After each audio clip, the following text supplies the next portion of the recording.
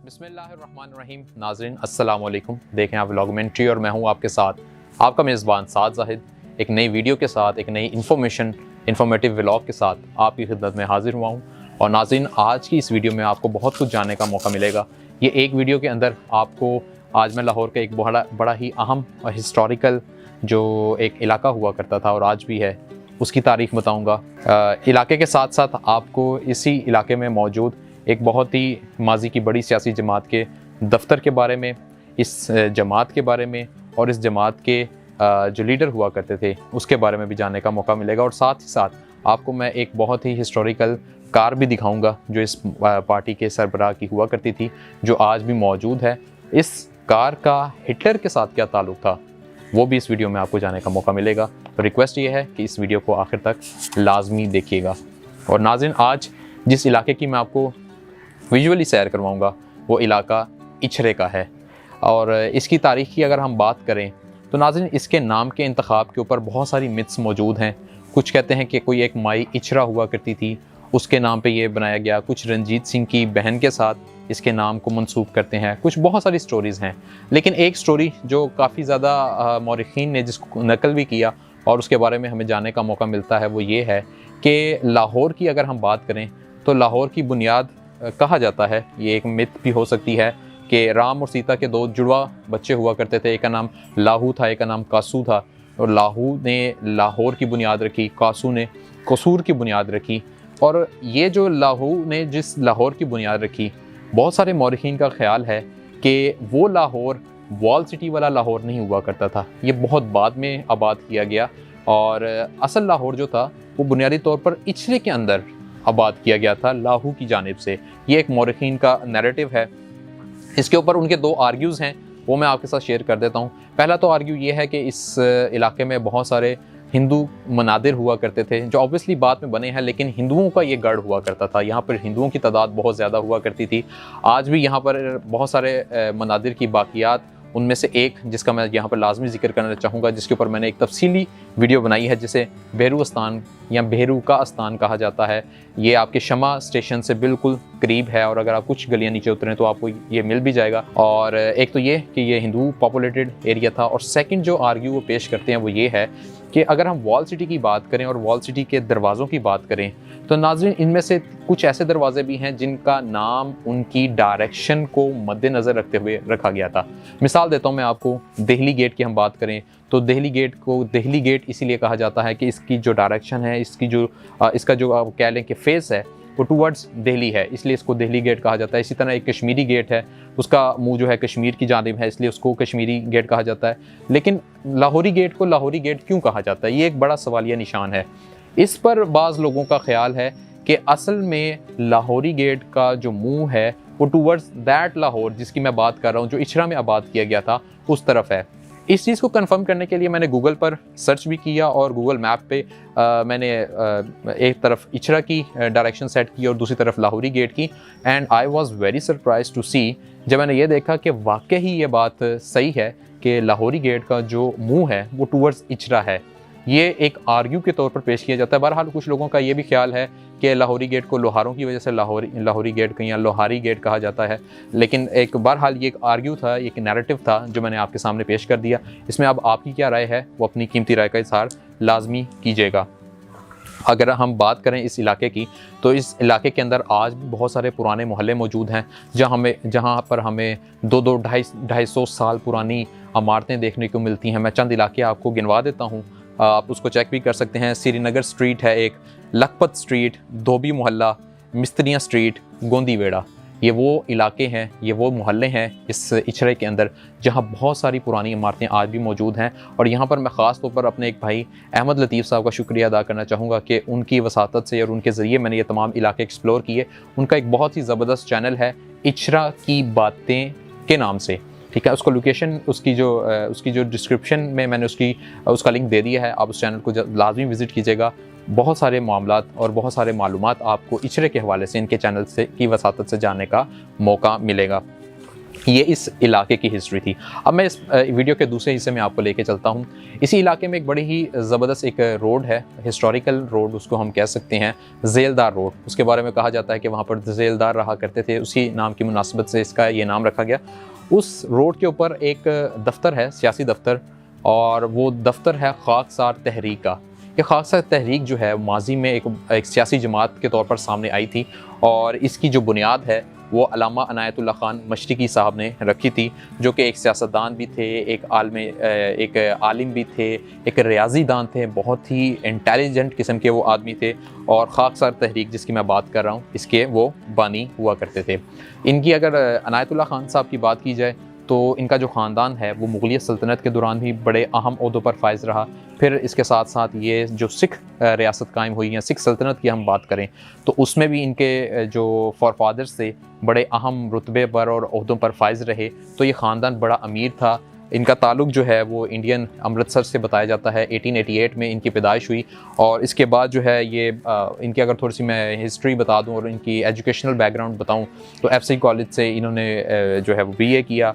फिर उसके बाद पंजाब यूनिवर्सिटी जो मेरी अपनी यूनिवर्सिटी है वहाँ से इन्होंने रियाजी में मास्टर्स किया, और उसके बाद आला तालीम के लिए ये इंग्लैंड चले गए। वहाँ पे इन्होंने कैम्ब्रिज में एडमिशन लिया, और कैम्ब्रिज में रियाजी के अंदर जो फर्दर अपनी जो डिग्री है उसको परस्यू किया, और वहाँ पर बहुत ही इंटेलिजेंट स्टूडेंट के तौर पर सामने आए, बहुत सारे इज़्ज़ात अपने नाम किए, बहुत सारी स्कॉलरशिप्स हासिल की, और ये तमाम चीज़ें और अपना एजुकेशनल बैकग्राउंड जो मैंने आपको बताया, एजुकेशनल तमाम मामलात हैं, इन्हें ख़त्म करके 1912 में वापस हिंदुस्तान आ जाते हैं। अच्छा, ये जो वापस आए हैं इनके बारे में अगर मज़ीद बात करूँ मैं तो 1924 में महज 36 साल की उम्र में, जी हाँ 36 साल की उम्र में उन्होंने एक किताब लिखी जिस किताब का नाम तज़किरा था। और ये किताब इस कदर फेमस हुई कि इस किताब को नोबेल प्राइज़ के लिए नॉमिनेट करने की बातें शुरू हुई, और नॉमिनेट कर भी लिया गया। और ये किताब के बारे में बताता चलूँ, बुनियादी तौर पर ये कुरान मजीद की तफसीर थी साइंस की रोशनी में, यानी साइंस के जो कॉन्सेप्ट्स हैं वो कुरान मजीद के अंदर क्या बयान किए गए हैं, और उन दोनों को रिलेट करना, उन दोनों को आपस में जोड़कर बयान करना, इस किताब में वो तमाम चीज़ें बयान की गई थी। और जहाँ तक नोबेल प्राइज़ की नॉमिनेशन की का ताल्लुक़ है तो उस किताब को नॉमिनेट किया गया था, और उसको आगे फर्दर परस्यूड इस शर्त पर परस्यूड करने की ये शर्त रखी गई थी कि अल्लामा साहब इसका किसी भी यूरोपीय ज़ुबान में तर्जुमा करेंगे। अगर वो तर्जुमा करते हैं तो इसको हम आगे परस्यू करेंगे। लेकिन अल्लामा साहब ने ऐसा करने से इनकार कर दिया था कि उनके मुताबिक कि इसकी बुनियादी रूह ही मर जाएगी अगर मैं इसकी लैंग्वेज चेंज करूँगा। लिहाजा उन्होंने उसको तब्दील नहीं किया, और जो नॉमिनेशन इसकी हुई थी उसको उससे हट गए, उसके लिए आगे फर्दर प्रोसीजर नहीं चलाया गया। लेकिन बहरहाल ये किताब नोबेल प्राइज़ के लिए नामज़द हुई थी।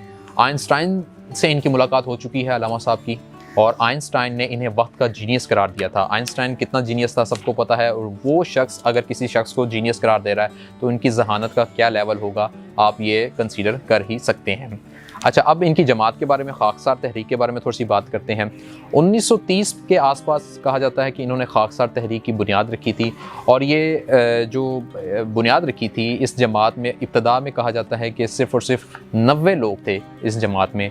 और नाज़रीन, अगर आप 1942 में आ जाएं तो 1942 के अंदर आते आते इसके रज़ाकारों की जो तादाद है वो 40 लाख तक जा पहुंची थी। यानी आप अंदाज़ा कर सकते हैं कि ये जमात कितनी ऑर्गेनाइज थी और इस जमात के क्या मामलात हुआ करते थे।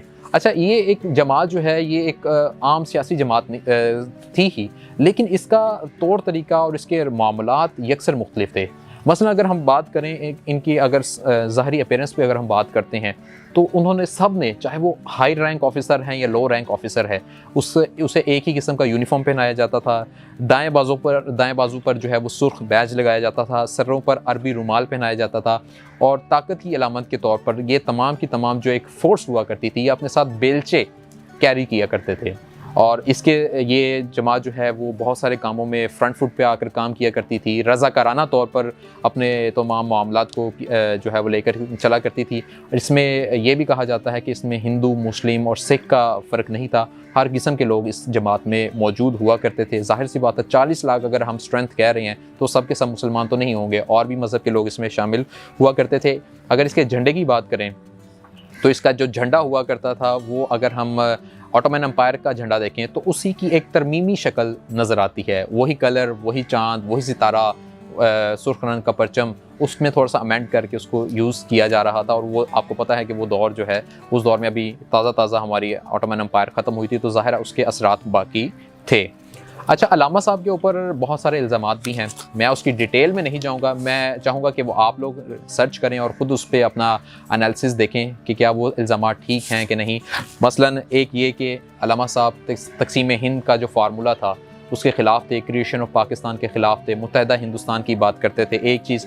दूसरा, अलामा साहब पे इल्ज़ाम है कि 42 में अलामा साहब के कहने पर नहीं, लेकिन अलामा साहब से मुतासिर होकर खाकसार तहरीक के एक शख्स ने कायद आज़म मोहम्मद अली जिन्नाह रहमतुल्लाह अलैह के ऊपर कातलाना हमला किया, जिसमें वो सर्वाइव कर गए।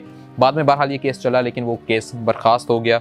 इसके साथ साथ इनकी जमात के ऊपर ये इल्ज़ाम है कि ये बहुत ही पुरतशद्दुद जमात थी, ये ज़ोर बाजू अपने मामलात को इम्प्लीमेंट किया करती थी, और इस नज़रिए की वजह से और इस रिजिडिटी की वजह से ये जमात अलामा साहब के बाद अपना जो वजूद है वो बरकरार ना रख सकी। अब इनकी अगर हम ऑफ़िस की बात करें, जो मैंने आपको बताया कि ज़ेलदार रोड इचरे पर वाक़ है, वहाँ पर मुझे जाने का इत्तफ़ाक़ हुआ और वहाँ पे एक बहुत ही ज़बरदस्त चीज़ और एक एंटीक पीस मुझे देखने को मिला। और वो एंटीक पीस एक विंटेज कार थी, रेनॉल्ट कंपनी की, 1926 का वो मॉडल है जो हमें बताया गया था। मेरे वहाँ पर एक ओहदेदार हैं, हकीम साहब उनको कहते हैं, उनसे इस हवाले से मेरे तफसीली बात हुई। और ये जो गाड़ी है बहुत ही खूबसूरत है, अगरचे इसके जो मामलात हैं वो बिल्कुल बिगड़ चुके हैं, इसको जंग ने खा लिया है और आलमोस्ट इसकी उम्र जो है वो 100 साल होने वाली है इस कार की, लेकिन इसकी क्योंकि देखभाल नहीं की गई, इसको देखा नहीं गया, तो उसकी जो हालत है वो आप अपनी स्क्रीन पर देख ही सकते हैं। अच्छा नाज़रीन, इस कार के हवाले से एक नैरेटिव है कि ये कार दर हकीकत अलामा साहब को एडोल्फ हिटलर ने गिफ्ट की थी। अब ये बात किस हद तक सच है और किस हद तक झूठ, इस पे मेरी हकीम साहब से मज़ीद तफसीली बात हुई। उनसे मैंने पूछा कि क्या ऐसा है कि नहीं। उन्होंने कहा कि एक नैरेटिव ज़ुबान ज़द आम है और ये भी हकीकत है कि अलामा साहब की हिटलर के साथ मुलाकात हो चुकी है, लेकिन अभी ये वो ज़माना नहीं है कि सेकेंड वर्ल्ड वॉर चल रही है और हिटलर मोस्ट वांटेड जो की लिस्ट है उसमें शामिल है और वो एक अपने बंकर में रहता है। वैसे मामलात नहीं थे, अभी जंग का आगाज़ नहीं हुआ था। जर्मन के एक समझ लें कि एक सरबराह की हैसियत से उनसे मुलाकात हुई थी। तो ये चीज़ कि अलामा साहब को ये गाड़ी एडोल्फ हिटलर ने गिफ्ट की, ये एक जो है वो सिर्फ मिथ है, ये एक कहानी है जो ज़ुबान ज़द आम हो चुकी है, ऐसा हकीकत में नहीं हुआ। ये बुनियादी तौर पर अनायतुल्लाह मशरिकी साहब ने ख़ुद वहाँ पर जो है वो ख़रीदी थी अपने जेब से, क्योंकि अलामा साहब अगरचे वो खाकसार तहरीक में आने के बाद उनके मामलात बहुत ज़्यादा चेंज हो गए थे, लेकिन 1926 में जब तक उन्होंने इस खाकसार तहरीक की बुनियाद नहीं रखी थी, वो एक लैंडलॉर्ड जो है वो शख्सियत थी और उनके बहुत सारे गाँव थे, बहुत सारी प्रॉपर्टी थी, तो पैसों की कमी उनके पास नहीं थी। तो उन्होंने जब ये गाड़ी परचेज़ की, उसका एक सबूत उनके पास ये मौजूद है कि जिस मुल्क में ये कहा जाता है, वहाँ से जब उन्होंने परचेज़ की तो उन्होंने अपनी बीवी के नाम एक लेटर लिखा था और वो लेटर आज भी खाकसार तहरीक के पास महफूज है। और उसमें उन्होंने इस बात की खबर न्यूज़ दे दी थी अपनी बीवी को कि मैं एक गाड़ी परचेज़ की है। और उसको ये भी कहा जाता है कि दो यहाँ पे भी नैरेटिव हैं कि एक तो ये कि शिपिंग करके वो हिंदुस्तान लेकर आए थे और कुछ ये भी कि कंट्री टू कंट्री विज़िट करके उसे यहाँ हिंदुस्तान में लेकर आए थे। ये दोनों नैरेटिव आपके सामने रख दिए हैं। आखिर में इसको अब मैं वीडियो का इख्तिताम करता हूँ। जो अनायतुल्लाह मशरिकी का इंतकाल है वो 1963 में होता है। कैंसर के मुज़ी मर्ज़ से वो लड़ रहे थे और उसको लड़ते लड़ते अपनी जो है वो जान दे बैठे और वो अब सर्वाइव ना कर सके।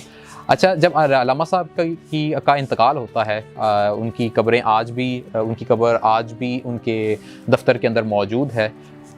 उन्होंने अपनी वसीयत में एक अजीब व गरीब किस्म की जो है वो डिमांड की थी, जो आज भी अपनी जगह कायम है और उसके ऊपर बकौल हकीम साहब हम काम कर रहे हैं।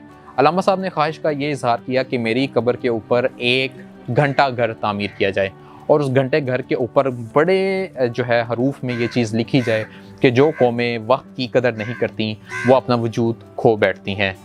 जब मैंने पूछा कि हकीम साहब से कि उनकी इस ख्वाहिश को किस हद तक अमली जामा पहनाया जा रहा है, तो उनका यही कहना था कि वो आनकरीब इसके ऊपर वर्किंग कर रहे हैं और ये उनके एक समझ लें कि जमात के मंशूर में और जमात के आगे फर्दर फ्यूचर प्लान्स में ये बात शामिल है कि उन्होंने उनकी इस कब्र के ऊपर एक घंटा घर बनाना है और जिसके ऊपर ये स्टेटमेंट लिखनी है।